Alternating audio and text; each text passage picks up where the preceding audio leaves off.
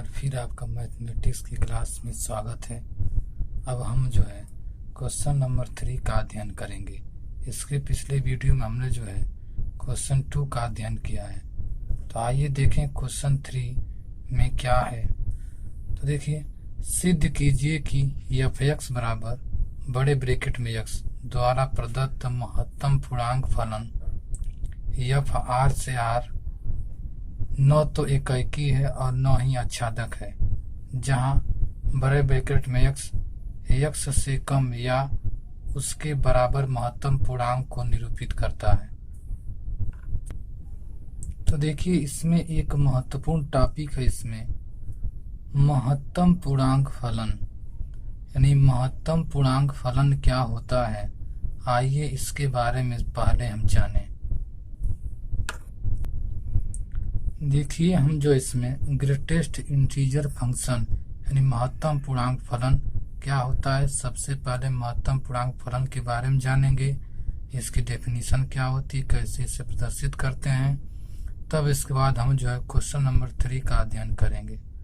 तो देखिए, यदि x एक वास्तविक संख्या है तो x से कम या x के बराबर महत्तम पूर्णांक फलन को बड़े ब्रैकेट में x से प्रदर्शित किया जाता है, अर्थात f(x) बराबर बड़े ब्रैकेट में x होगा।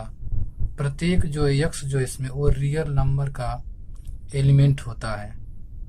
और देखिए, महत्तम पूर्णांक फलन का प्रांत जो होता है, डोमेन जो होता है इसका, सभी वास्तविक संख्याओं का समुच्चय r है, तथा परिसर यानी रेंज जो होता है वो सभी पूर्णांकों का समुच्चय z या इंटीजर i से भी प्रदर्शित हम करते हैं, यानी पूर्णांक होता है।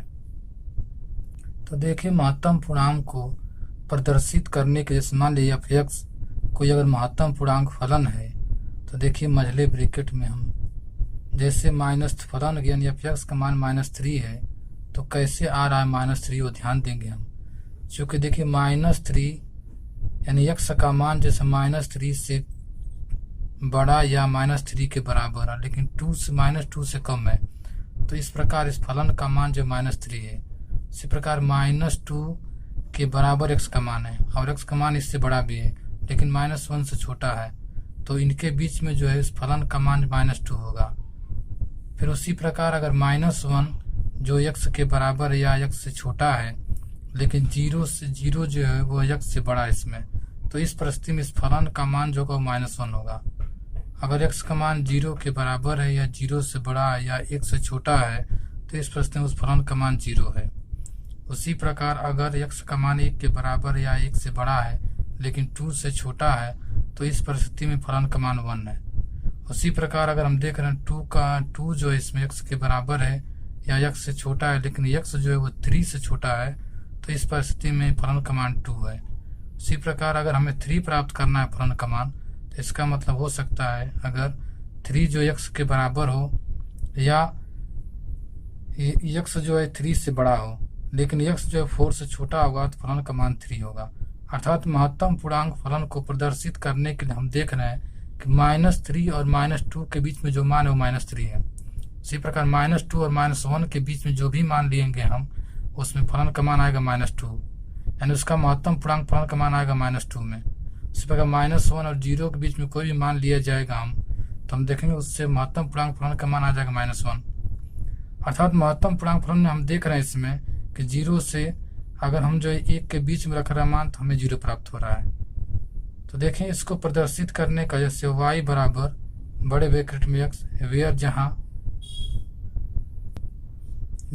बड़ा ब्रैकेट जो रिप्रेजेंट्स यानी प्रस्तुत करता है ग्रेटेस्ट इंटीजर वैल्यू, यानी बड़े ब्रैकेट में जो भी हम मान -3 और -2 के बीच में लेंगे उन सबका मान जो -3 आएगा। उसी प्रकार -2 और -1 के बीच में कोई भी मान बड़े ब्रैकेट में अगर लेंगे तो इसका मान जो वो -2 आएगा। तो ऐसे ही हम जो है और भी एग्जाम्पल से समझ रहे हैं। देखिए, ग्रेटेस्ट इंटीजर फंक्शन को हम महत्तम पूर्णांक फलन का नाम एक और होता है, it is known as step function. जैसे इसका डोमेन जो है x जो है इसमें वो रियल नंबर का होता है और रेंज जो y जो इसमें इंटीजर पूर्णांक से लिया जाता है। तो आइए अब इससे जो संख्या रेखा प्रदर्शित करके समझें। तो देखें इसमें मूल बिंदु 0, 1, 2, 3, 4 इस प्रकार -1, -2, -3 है। अगर हम 0 और 1 के बीच में कोई भी मान लेंगे तो उसका मान हमें जो है 0 प्राप्त होगा। अगर 1 और 2 के बीच में कोई भी मान लिया जाएगा और उससे हम जो है एफ एक्स बराबर मझले ब्रैकेट में अगर एक्स के स्थान पर रखा जाएगा उस मान को, तो इससे अगर 1 और 2 के बीच में कोई भी मान है तो उसका मान आ जाएगा 1। इसी प्रकार 2 और 3 में से कोई भी मान अगर लेंगे तो उसका मान जो इसमें वो 2 आएगा। इसी प्रकार अगर हम 3 और 4 के बीच में कोई भी मान लेंगे तो उसका मान जो 3 आ जाएगा इसमें। अर्थात अगर पूर्णांक कोई लेंगे, अगर 2 लेंगे तो 2 ही प्राप्त होगा, अगर 1 ले रहे हैं तो हमें 1 ही प्राप्त होगा। यानी यहाँ पर देखिए, यहाँ जो यह क्लोज इंटरवल है और यह जो ओपन इंटरवल है इसमें, अर्थात हम जो है 0 से लेकर 1 तक बढ़ेंगे तो उसका मान 0 होगा। इसी प्रकार अब इसी के विपरीत अगर माइनस में चलेंगे हम तो माइनस में क्या होगा, 0 और 1 के बीच, -1 के बीच में लेंगे तो उन सब का मान जो इसमें वो -1 के क्रम में आएगा। उसी प्रकार -2, -1 और -2 के बीच में लेंगे तो उसका मान आ जाएगा -2 आ जाएगा। जैसे देखें 0.1 का मान जो इसमें वो 0 इसमें है। इसी प्रकार 0.2 का मान इसमें ग्रेटेस्ट फंक्शन का वो 0 है। इसी प्रकार 0.5 का मान जो 0 है इसमें, अर्थात पूर्णांक वैल्यू लेंगे तो पूर्णांक ही प्राप्त होगा। लेकिन 1.1 है इसमें तो उसका मान 1 होगा और 1.7 उसका मान 1 होगा इसमें। तो यही हमारा होता है ग्रेटेस्ट इंटीजर जो है फंक्शन इसमें कहते हैं। जैसे आप देख सकते हैं इसमें कि अगर 1 ले रहे हैं तो 1 ही प्राप्त होगा, 1.1 लेंगे तो 1 प्राप्त होगा, 1.7 लेंगे तो 1 प्राप्त होगा।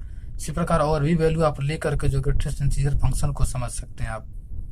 ग्रेटेस्ट इंटीजर फंक्शन मीन्स होता है इसमें कि या तो मान अगर पूर्णांक लेंगे तो पूर्णांक के बराबर होगा। अगर पूर्णांक से अगर धनात्मक में ले रहे हैं तो जिस पूर्णांक से जितना आप पॉइंट मिलेंगे उससे अगला वाला जो पद होगा वही उसका मान होगा, ग्रेटेस्ट इंटीजर फंक्शन का मान होगा। अगर माइनस में लेंगे तो उससे अधिक हो जाएगा। जैसे -1.5 है तो इसका मान आप देखेंगे, पूर्णांक वैल्यू इसमें -1 है तो इसका मान -2 आ जाएगा। और पूर्णांक वैल्यू केवल लें तो पूर्णांक ही मान प्राप्त होगा। आइए अब हम अपने सवाल का अध्ययन करें। देखिए एफ एक्स बराबर बड़े ब्रैकेट में एक्स है इसमें, अर्थात ये हमारा ग्रेटेस्ट इंटीजर फंक्शन है, महत्तम पूर्णांक फलन है और इसका डोमेन आर है और इसमें को डोमेन भी आर है इसमें, यानी प्रांत और सप्रांत दोनों आ रही हैं। एकाएकी होने के लिए हम जानते हैं कि आप जो इसको पढ़ें कि x1 बराबर अगर x2 हो तो उससे हमें क्या मिल जाए, एफ x1 बराबर है एफ x2 तो फलन एकाएकी होता है। लेकिन इसमें देखिए कैसे बनेगा, अगर f1 का मान लेंगे तो ग्रेटेस्ट फंक्शन से 1 ही मिलेगा। एफ अगर 1.2 लेंगे तो ग्रेटेस्ट फंक्शन रखेंगे तो 1.2 का मान भी 1 होगा, चूँकि हम देख रहे हैं इसमें। लेकिन 1 जो है वह 1.2 के बराबर नहीं है, चूँकि इसमें हम क्या देख रहे हैं कि x1 का मान x2 के बराबर नहीं, बट लेकिन फलन यानी एफ x1 का मान एफ x2 के बराबर है, जो कि एकाएकी के नियम का यह विरोध करता है। इसलिए फलन जो एकाएकी नहीं, अर्थात कि भिन्न भिन्न दो अवयवों के लिए प्रतिबिंब एक ही बन रहा है, यानी एक ही इमेज प्राप्त हो रहा है, तो यह फलन जो एकाएकी नहीं है। भिन्न भिन्न अवयवों के लिए अलग अलग अवयव होना चाहिए तो वह फलन एकाएकी होता है। देखिए आच्छादक की बात अगर करें इसमें, चूंकि देख रहे हैं कि 1.3 एलिमेंट है, आर इसमें क्या है, को डोमेन है यानी सप्रांत इसमें के लिए डोमेन आर में जो है पूर्व प्रतिबिंब नहीं है। अर्थात हम देख रहे हैं एफ का जो रेंज है वह एफ का को डोमेन के बराबर नहीं है, अर्थात यह फलन आच्छादक नहीं है। तो आइए डायग्राम के माध्यम से देखें। जैसे को डोमेन में से कोई अवयव आप वाई लेते हैं, अब वाई का मान कुछ भी अगर लें तो उसमें से जैसे मान लेकर 1.2 अगर ले रहे हैं वाई का मान, तो इसका पूर्व प्रतिबिंब जो डोमेन आर में नहीं मिल रहा है, क्योंकि जो हमारा जो फंक्शन है वाई बराबर एफ एक्स जो बड़े ब्रैकेट में एक्स दिया है, अगर 1.2 अगर इसमें रखा जाएगा तो हमें मिलेगा 1। चूंकि इसमें देख रहे हैं कि 1.2 का इसमें जो है हमें यहाँ से प्राप्त हो जा रहा है 1 इसमें।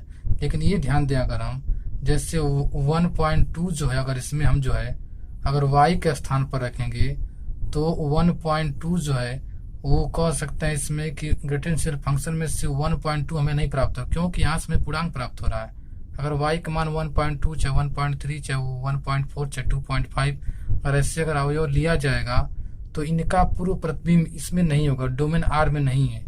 इसलिए यही कारण है कि यह फलन जो आच्छादक नहीं है। आच्छादक होने के लिए जो भी हम कोडोमेन में से अवयव लें, इसका पूर्व प्रतिबिंब जो डोमेन में अगर है तो वह फलन जो है आच्छादक कहलाएगा। अर्थात y के स्थान पर मान रखेंगे हम, जैसे y का मान अगर 1.2 अगर यहाँ रख दें इसमें, तो डोमेन R में कोई ऐसा अवयव नहीं है जिससे हमें जो 1.2 चाहे 1.3 चाहे 1.4 माना इससे प्राप्त हो जाए।